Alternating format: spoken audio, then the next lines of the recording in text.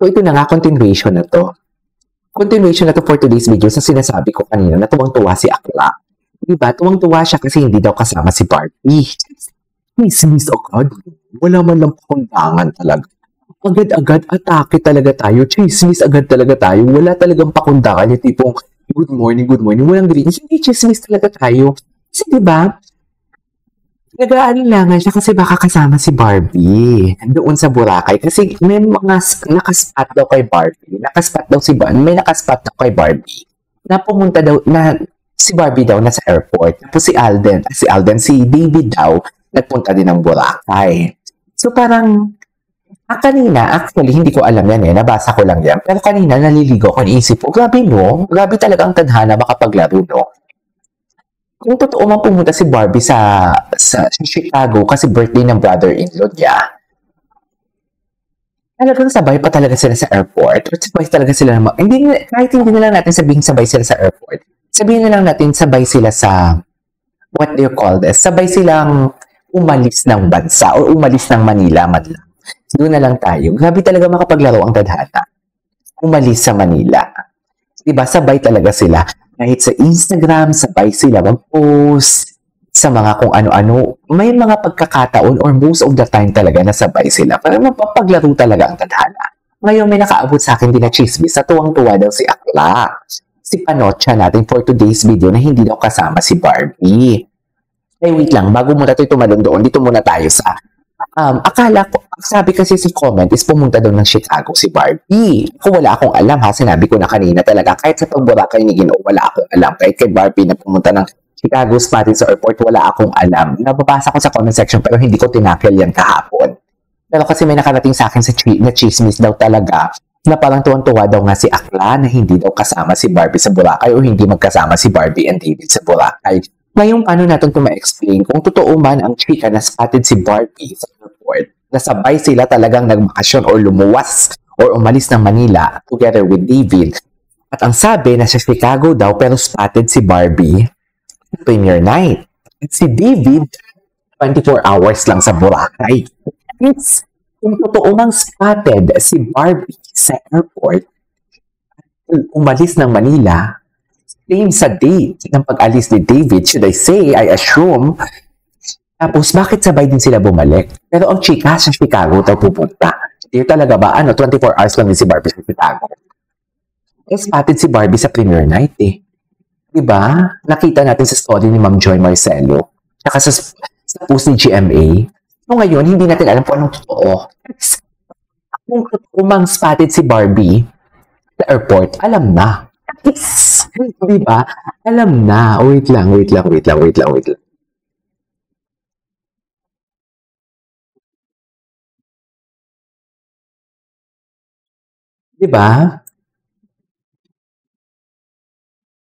Wait. May inaayos lang ako.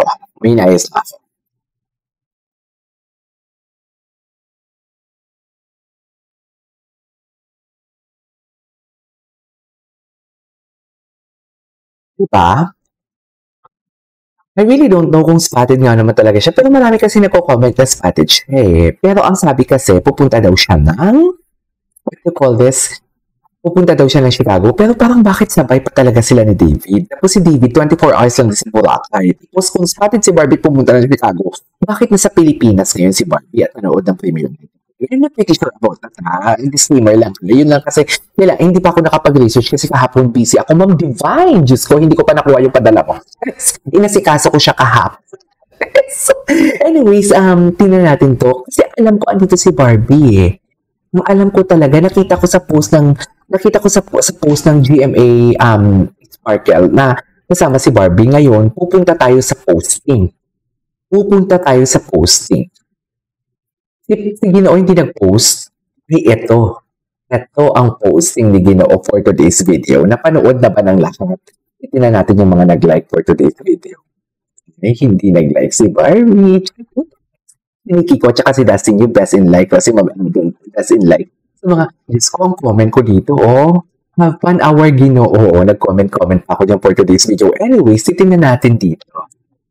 Napanood na ba ang lahat for today's video? 24 hours lang si David sa Boracay.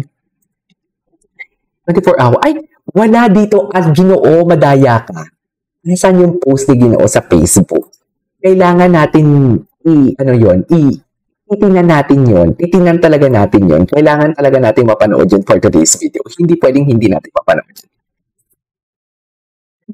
Hindi pwedeng mapanood yung for today's video. Ito, isa-spoil ko talaga kayo. Mag-i-effort talaga ako sa inyo for today's video. Mga malandi kayo for today's video. Hindi pwedeng hindi natin mapanood yun. Hindi pwedeng hindi natin mapanood yun kasi kailangan natin ipanood yun. Kailangan, mamaya na tayo sa mga posting ni Ay, bakit ganito? Anong nangyari dito? Allow all cookies. So, makikita ninyo yung password ko. Ganun ba yon? So, i-hide muna natin to. I-hide natin to. Tapos, hindi ako makapag-type ng password kung naka-hide ko siya. So, mamaya, ini-next natin to sa reaction video natin. Dito muna tayo kay Ginoo for today's video. Okay. So, basically, dito sa posting ni Ginoo for today's video, hindi niya nilagay dito kung ano man ang dapat ilagay. Bakit hindi mo yung Ginoo linagay ang dapat nakalagay dito for today's video? Dapat nakalagay, di ba? Dapat. Pero ito lang yung tanong ko, ha? O, ang sabi mismo ni Ginoo dito, 24 hours in Boracay nga siya. Pero, wait lang. Kailan pa po yung pick ni David? Diyos ko, nagtanong pa talaga sa akin. Pero ang tanong ko lang, ha? Totoo ba talagang spotted si Barbie sa airport? Maraming nag-comment talaga na nasa bakasyon din daw si Barbie. Tapos ako, hindi ko pa alam talaga. Hindi ko pa na-analyze masyado. Isip ko lang na grabe, no? Sabay talaga sila umalis ng Manila. Bakit sabay sila umalis ng Manila? Grabe talaga ang tadhana, no? Sabay silang umalis sa Pilipinas, sa Maynila, sabay sila nagbakasyon. Ako talaga, ina-assume ko talaga na totoo ang sinasabi ninyo or nagbigay ako ng benefit of the doubt na baka naman talaga pumunta si Barbie sa sa Chicago. Pero nagulat ako kanina sa posting ng GMA. Nakita ko, andun si Barbie sa premiere night ng sa premiere night ni Alden Richards sa Out of Order ba yun? So parang ako, wait lang. Tapos ako, nabasa ko din, naalala ko din kahapon, nung pinagpitagti ko nabasa ko din talaga kahapon, na parang 24 hours lang si David sa 24 hours si David lang sa Boracay. So kung umalis si Barbie talaga, totoo ba pumunta ng Chicago?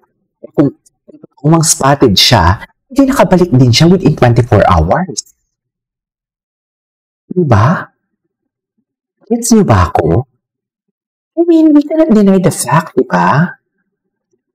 We cannot deny the fact na parang, how do I say this? We cannot deny the fact na parang, ayoko naman mag-assume or whatnot, pero parang nag-a-align talaga ang attacks. Nag-a-align talaga sa atin mga mami, ang stars. So parang, okay, bigyan natin, whether it's totoo man or hindi, wala tayong alam kung pumunta na ba talaga sa Boracay or sa Boracay, kung spotted nga ba talaga. Basta, what do you call this? Isa sa mga, how do I say this? Isa sa mga key points natin is si Ginoo within 24 hours bumalik ng Manila. So ngayon, kailangan natin i-confirm kung spotted nga ba talaga si Barbie doon sa airport. Walang may nakakaalam yan. Anyways, that is our for today's video. This is KG Vlogs and see you on my way. Hindi pa tayo tapos. Disturb ko yan. Hindi pa tayo tapos. Hindi pa nga natin nakita yung mga posting. Tingnan natin bakit ba naman nagmamadali KJ? Ay ano po? This is about being seen. It's about being felt. Couldn't agree more. The rest, ito yung mga post ng David Troops yesterday. Tingnan natin yung story ng David Troops. Yung about sa Boracay ito. Yung about sa Boracay. So, titignan natin yung mga tags dito ni Ginoo. Grabe, badero talaga si Ginoo. Si Barbie ngayon, hindi natin na-check yung posting ni Barbie, Diba? Kung may mga post nga ba na bago si Barbie, walang post si Barbie na bago, pero titignan natin sa tags. Ito yung post. Ito yung post ng GMA na nagulat Yes! Nagulat for today's video. Andyan si Barbie, Kung mang spotted si Barbie sa airport, so pala silang 24 hours na what do you call this, na nakabalik ng Manila. Pero saan punta si Barbie? Kasi ang kiniklaim sa Chicago. Diba? Wala kasi talaga akong idea. I have to be honest with you. Wala akong ka-idea talaga about that. Anyways, that is our for today's video. This is KG Vlogs and see you on my next video. Tuloy natin dyan.